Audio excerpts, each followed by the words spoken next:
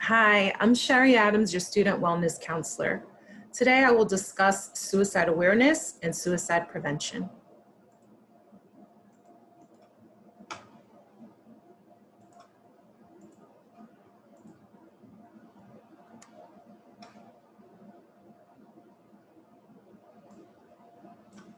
I begin with a quote from Barack Obama. To anyone out there who's hurting, it's not a sign of weakness to ask for help. It's a sign of strength. So what is suicide? Suicide is death caused by injuring oneself with the intent to die. A suicide attempt is when someone harms themselves with the intent to end their life, but they do not die as a result. I want to distinguish these from non-suicidal self-injury.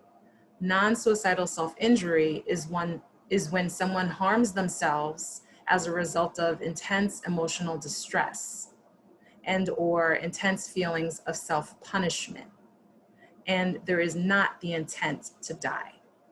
However, there is a complicated relationship between suicide and non-suicidal self-injury. Over 50% of people who engage in non-suicidal self-injury at some point make a suicide attempt. I'll share some facts with you about suicide and mental illness.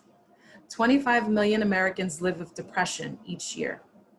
Over 50% of all people who die by suicide suffer from major depression. If you add alcohol to the equation, that figure goes up to 75%. Depression affects between 5 and 8% of Americans ages 18 and over in any given year. Depression is also among the most treatable of mental health conditions. Between 80 and 90% of people with depression respond positively and report a reduction in symptoms. 90% of all people who die by suicide have a diagnosable psychiatric condition at the time of their death. Additionally, suicide is the 10th leading cause of death in the US. The age-adjusted suicide rate in 2018 was 14.2 per every 100,000 individual. The rate of suicide is highest among middle-aged white cisgender men. In 2018, cisgender men died by suicide 3.56 times more often than cisgender women, but cisgender women are 3 times more likely to attempt suicide. There's a lot of reasons for this, and one is toxic masculinity and the role that it plays in our society and how it impacts males in our society and the ways in which they feel comfortable or not expressing emotional distress. Women are also more likely to reach out for help if they're in emotional distress, including through their primary caregivers. Additionally, men own the majority of firearms in this country, and when someone uses a method that is more violent, the chances of intervention that is helpful are lowered. So it's easier for men to die due to the methods that they tend to use. On average, there are 132 suicides per day. Most of them are from white cisgender males. And firearms account for over 50% of all suicide deaths. In 2019, the VA released its National Veteran Suicide Prevention Annual Report, and it stated that the suicide rate for veterans was 1.5 times the rate of non-veteran adults. So according to the Trevor Project, lesbian, gay, and bisexual youth are almost 5 times as likely to have attempted suicide compared to their heterosexual counterparts. According to the US Transgender Survey, 40% of transgender adults have attempted suicide during their lifetime, compared to less than 5% of the US population as a whole. In a national study, 40% of transgender adults reported having made a suicide attempt. 92% of these individuals reported having attempted suicide before the age of 25. Again, there are multiple reasons for this, and some of those reasons are lack of education in the mental health field, lack of education in the medical field in terms of how to talk to and how to talk about LGBTQIA+ medical issues, mental health concerns, and also a lack of familial support for LGBTQIA+ youth. When we look at race, there are also discrepancies when we look at suicide attempts.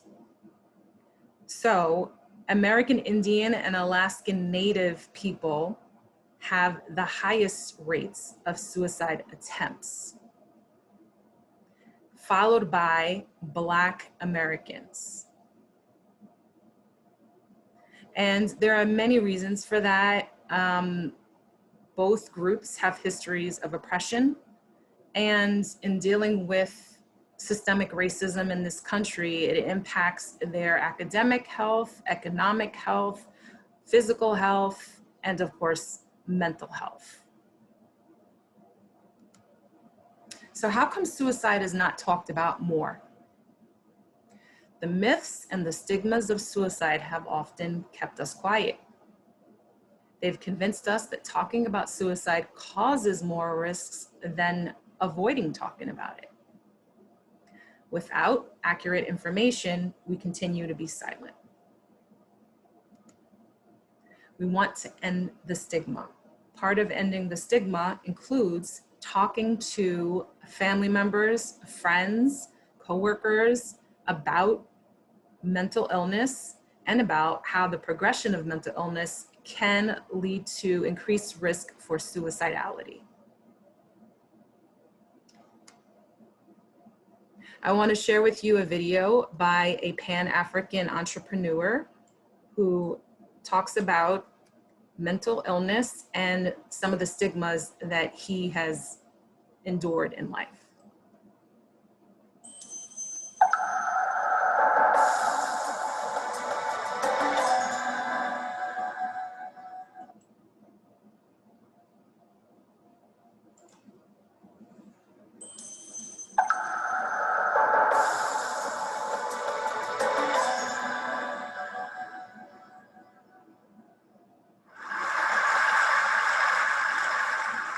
Last year was hell.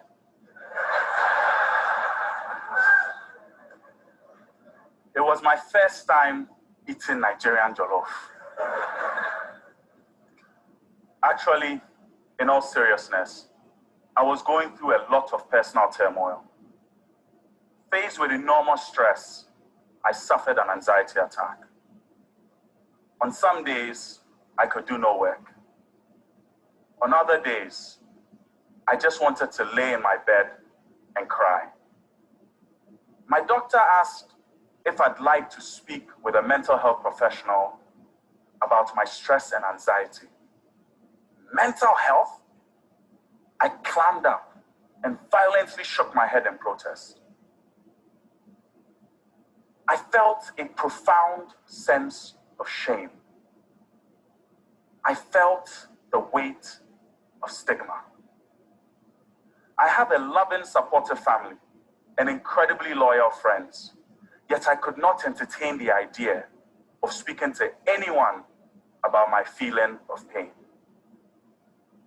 I felt suffocated by the rigid architecture of our African masculinity. People have real problems, Sangu. Get over yourself. The first time I had mental health, I was a boarding school student, fresh off the boat from Ghana at the Petty School in New Jersey. I had just gone through the brutal experience of losing 7 loved ones in the same month. The school nurse, concerned about what I had gone through, God bless her soul, she inquired about my mental health. Is she mental? I thought. Does she not know I'm an African man? Like Okonkwo and things fall apart, we African men neither process nor express our emotions. We deal with our problems. We deal with our problems. I called my brother and laughed about Oyibo people, white people, and their strange diseases, depression, ADD, and those weird things. Growing up in West Africa, when people used the term mental, what came to mind was a madman with dirty, dreadlocked hair, bumbling around half naked on the streets. We all know this man. Our parents warned us about him. Mommy, why is he mad? Drugs. If you even look at drugs, you end up like him. Come down with pneumonia, and your mother will rush you to the nearest hospital for medical treatment. But dare to declare depression, and your local pastor will be driving out demons and blaming witches in your village. According to the World Health Organization, mental health is about being able to cope with the normal stresses of life, to work productively and fruitfully, and to be able to make a contribution to your community. Mental health includes our emotional, psychological, and our social well-being. Globally, 75% of all mental illness cases can be found in low-income countries.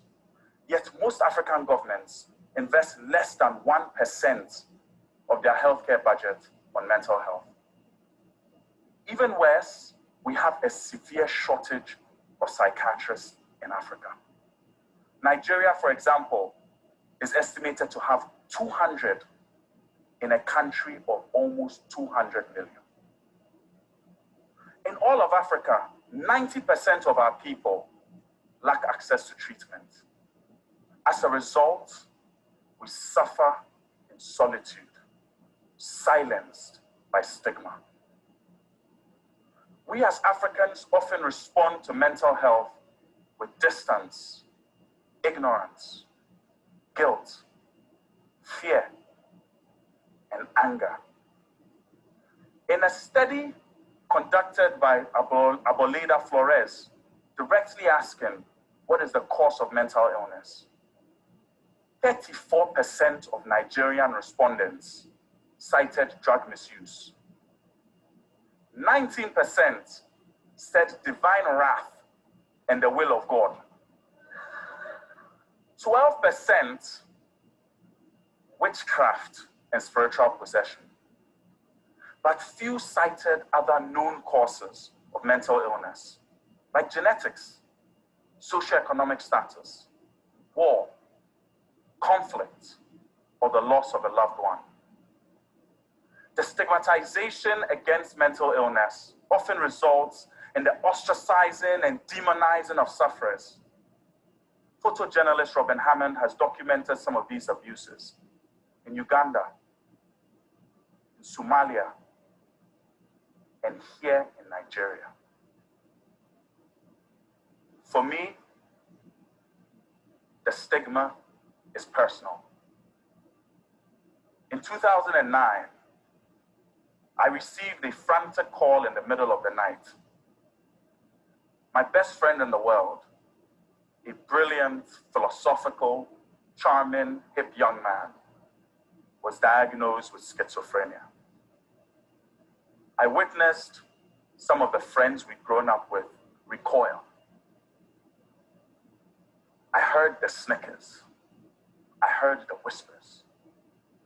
Did you hear he has gone mad?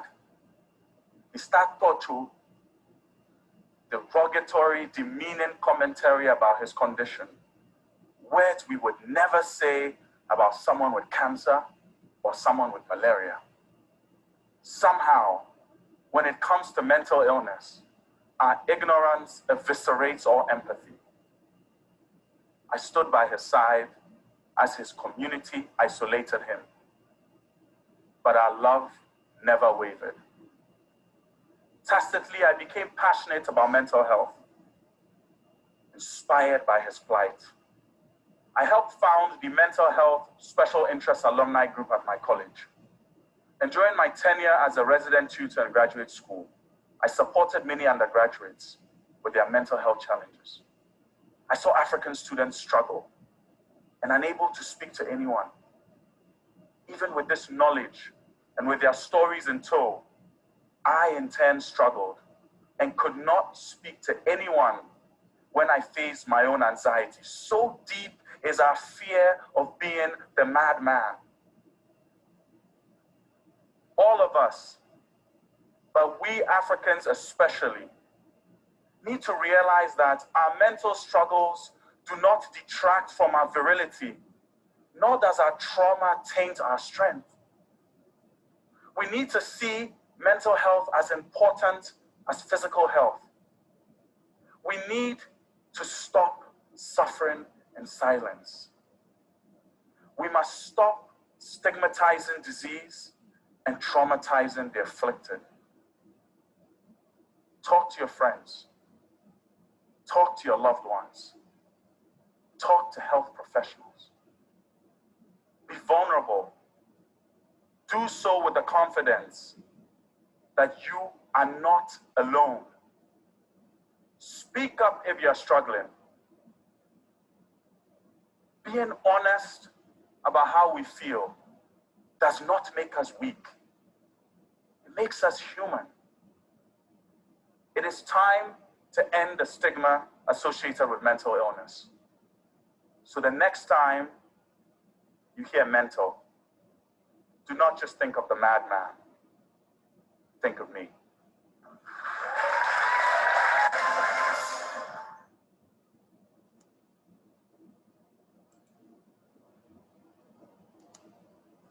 So Mr. Deli did a great job of illustrating how gender, culture, religion, and race inform some of the stigma.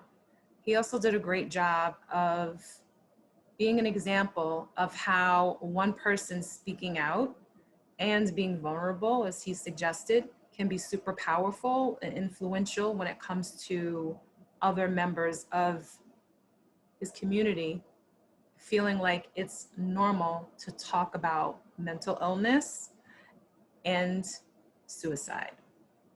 So now we're going to look at some misconceptions about suicide. So this is a very big one. Asking about suicide can put the idea in someone's mind. This is not true. Research proves that asking someone about suicide will not put the idea in their head if it wasn't already there. In fact, many people having suicidal thoughts often feel relieved when someone asks.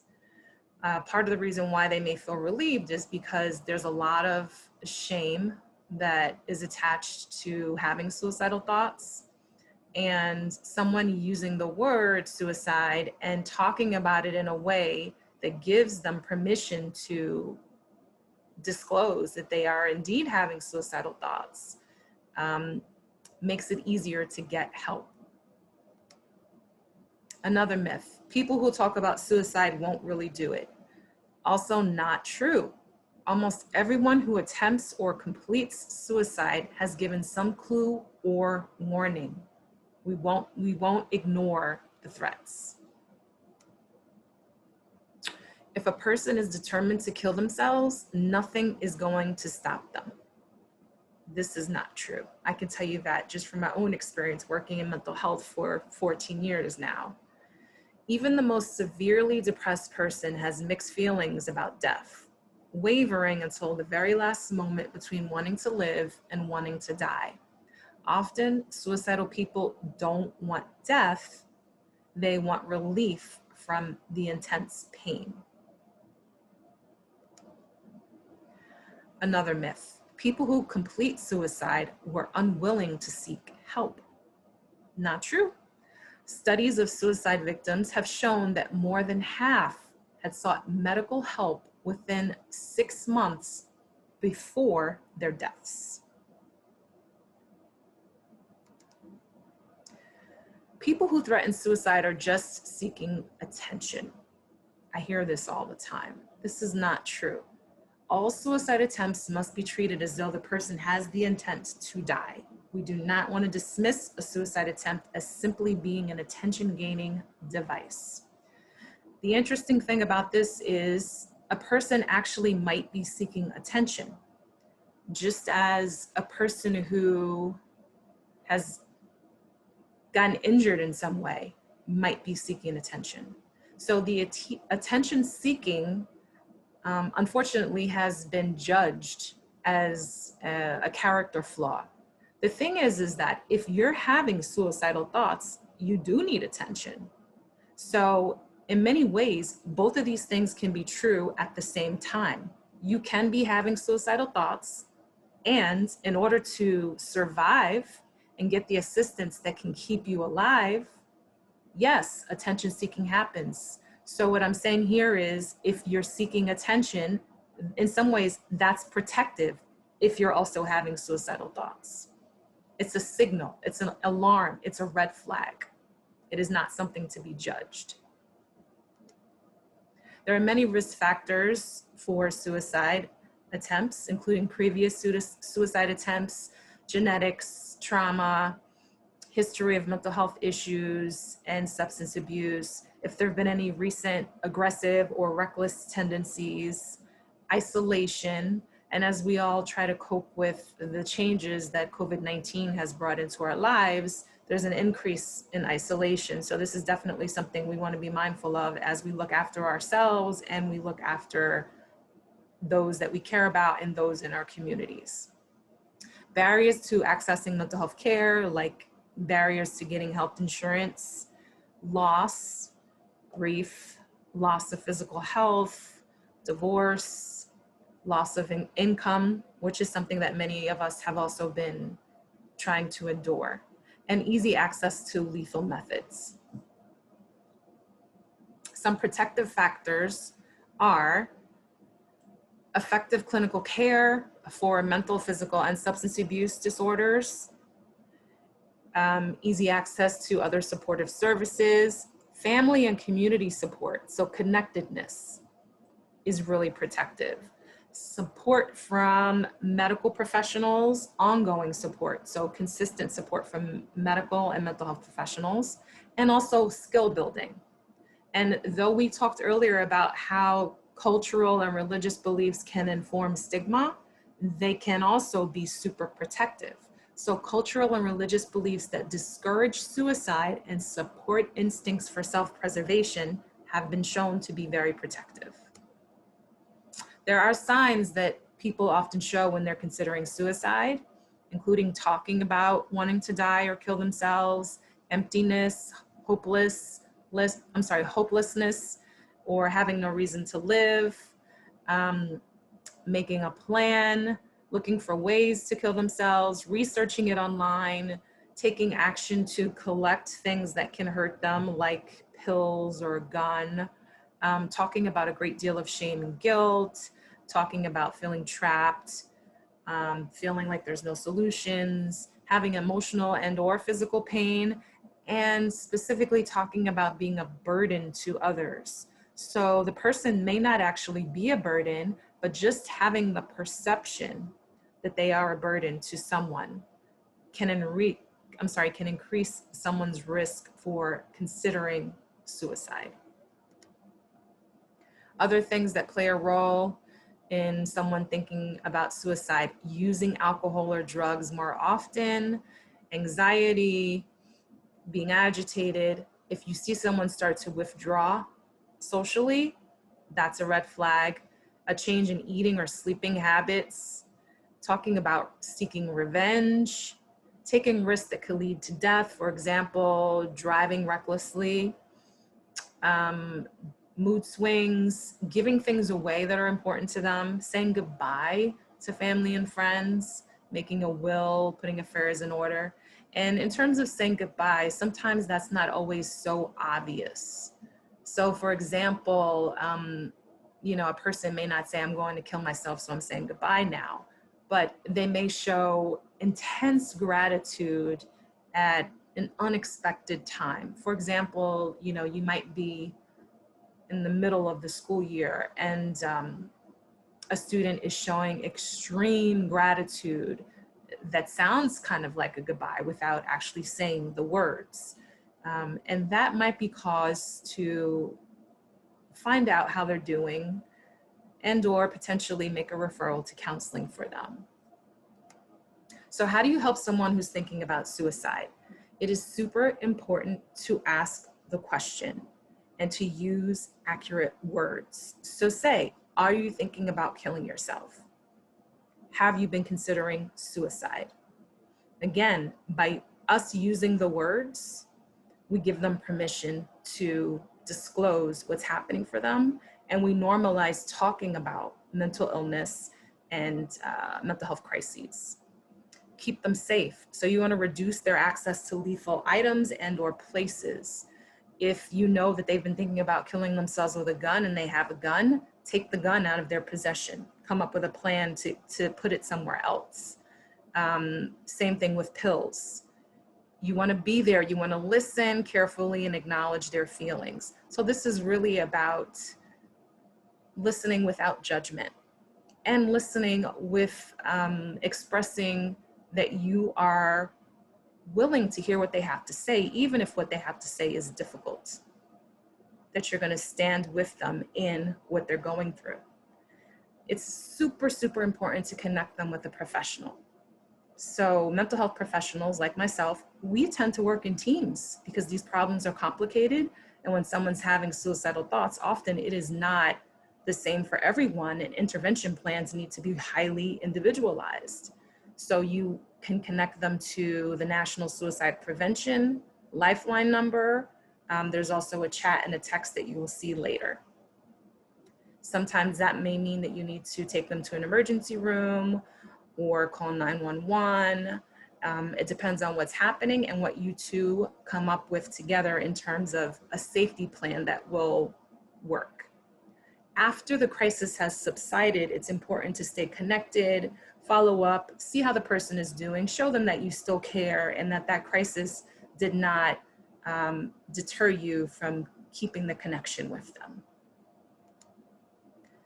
Connectedness is super important. It is actually adopted by the CDC as one of the strategies to prevent suicide. Connectedness is referred to as the degree to which a person or group is socially close, interrelated, or shares resources with other persons or groups. I encourage you, if you have not, to watch a TED Talk by journalist Johann Hari, who talks about addiction, which is one of the things that increases the risk of suicide completion. He has a TED Talk on connection and addiction. So he says in it, and it's a really striking idea, the opposite of addiction is not sobriety, it's connection. Life skills are super important. So if a person is in a place where they've had suicidal thoughts, they definitely want to, as part of their treatment plan, develop life skills. And this is something that mental health professionals can work with them on. Just being able to manage stress, being able to cope with intense negative feelings. You know, some of these ideas can start as early as childhood, and implementing life skills into classroom curriculum is important because it teaches young people how to emotionally regulate themselves. Resilience is another protective thing when it comes to suicidality. So there's ways to build resiliency, including practicing self-compassion, checking your narrative for accuracy. So for example, if you say, I never have any luck. Well, is never really accurate, or is something like, I haven't been having any luck in the past few weeks more accurate? It's important to check for accuracy because when we do black and white thinking, it can intensify our negative emotions. Being able to adapt to change, avoiding negative outlets like substance use, gambling, and other things that have short-term rewards and long-term consequences. Helping others is also super important to our sense of self-esteem, our sense of self-efficacy. It informs our identity, and it also takes attention off of self and gives us a sense of purpose when we're engaged in it. in a meaningful way. It's important to monitor social media. I've been hearing a lot about how social media has actually negatively impacted the mental health of many people. And it's totally fine for us to take breaks, to modify the ways in which we use it, to disconnect from people who don't make us feel good. And we want to focus on connections, not comparisons. Please go vote. There's so many policies that impact our well-being. So many. And this list is not exhaustive, but a lot of these things impact how we're doing physically, emotionally, economically. And if our sense of well-being is in jeopardy, our mental health is in jeopardy, and the risk of suicide increases. If you're considering suicide, please get immediate help. Get help right away by taking one of these actions. If you have a mental health provider, please call them. Call a suicide hotline number in the United States. The National Suicide Prevention Lifeline is super helpful. It's open 24/7. You can also text and chat with them, and you'll see that information later. You'll be connected to a trained counselor. You can call 911 or your local emergency number. Seek help from your doctor. A lot of primary care providers are becoming way more knowledgeable about how to do screenings for depression and anxiety, and will do it right in their offices. So it can be a really convenient and helpful way to reach out to someone you trust to get connected to mental health services.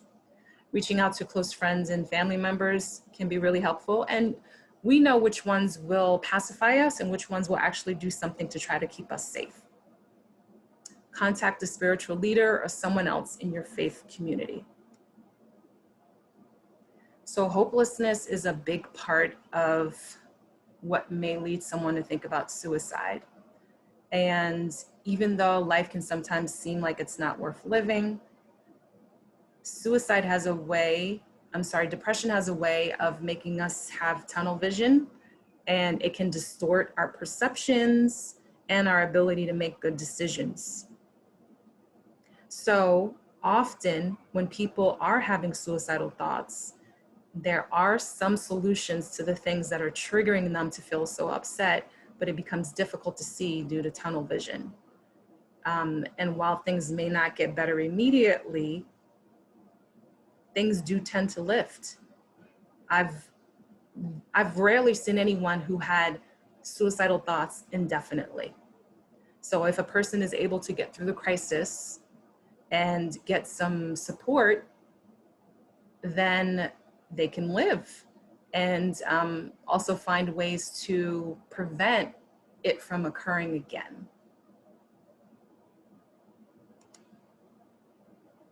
So I want to share with you something from the International Association of Suicide Prevention. And in this short clip, you will hear about some international figures on suicide. What's in a smile? A simple smile can mean little to you or I. But to someone thinking about suicide, it can be the first step towards life. Suicidal thoughts are complex. No one knows exactly what works to stop another tragedy, adding to the 800,000 suicides and 20 million attempted suicides a year. We do know, though, that certain actions can make a difference. And we know that if we put a wide range of these actions in place, we have a better chance of preventing suicides.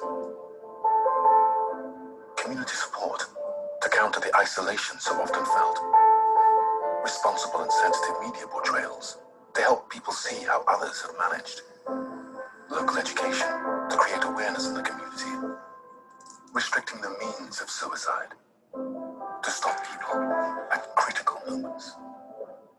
All these actions have been shown through research to work. But we can't do all this alone. We need people on the ground to help us make the first step towards those with suicidal thoughts. By stepping closer, we can be aware of those around us who need help. By stepping closer, We can encourage those with suicidal thoughts to reach out. By stepping closer, we can support those in need by sitting in their pain. Every step closer can connect someone to life and the help they want. Sometimes those steps are big. Sometimes all it takes is a smile.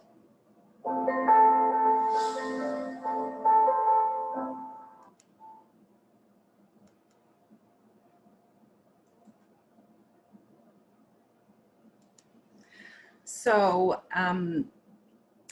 that clip talked about how a smile can make a difference in someone's life, and that's totally true, but the smile may be the start of it. What it comes down to is a call to action for us as people who want to help prevent suicide, to be willing to speak about it with people who look like they might be suffering. A willingness to ask the questions and use the words suicide.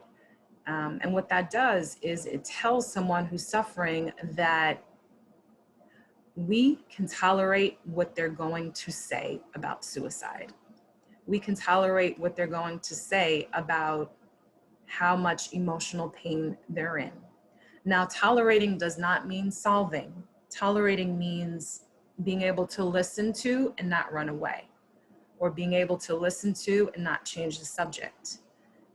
Tolerating is about giving them permission to tell their story so that they don't feel like their story is so shameful or so much a thing that should be hidden and suffered in isolation. And I say that with respect for people who are supportive. And if you find yourself in a situation where you've been supportive to someone who's dealing with suicidal thoughts, and because of the fact that it can be heavy, you feel like you need your own support, it is more than fair for you to get your own support. And thank you for doing it. So I end with a quote from Jamie Tworkowski, who is the founder of a nonprofit organization that supports people who struggle with suicidal thoughts, self-injurious behaviors, and also addiction. This life, this night, your story, your pain, your hope, it matters. All of it matters. I want to share with you these mental health resources. There are 24/7 mental health resources on the left, and there's various ways to contact them. You can text New York City Well, you can chat New York City Well, or call. The National Suicide Prevention Lifeline I've mentioned multiple times. Their phone number is listed here. They also have text and chat available. The Trevor Project Lifeline is for LGBTQIA+ people, youth in particular, and they have 24/7 support, text, chat, and via phone. We have the Veterans Crisis Line, which is open 24/7. They have text, chat, and calling as well. There's the COVID-19 resource that is based in New York, New York Project Hope.org. They have a phone number also. The Steve Fund is something that is specific for students of color, and they have a text service where you can get 24/7 support. And there's also listed here a link that is on the SPH website for international students to locate their mental health support hotlines and helplines by country. We have a National Depression Screening Day on Thursday, October 8th. And you can go to Mental Health America's website and take a free confidential depression screening. You can do it today or anytime, particularly on that day. And on that day, I've cleared my schedule so that I will be available for same-day follow-up support.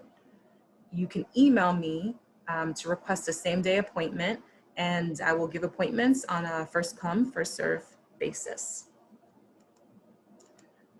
Here's my information. Please don't hesitate to reach out to me.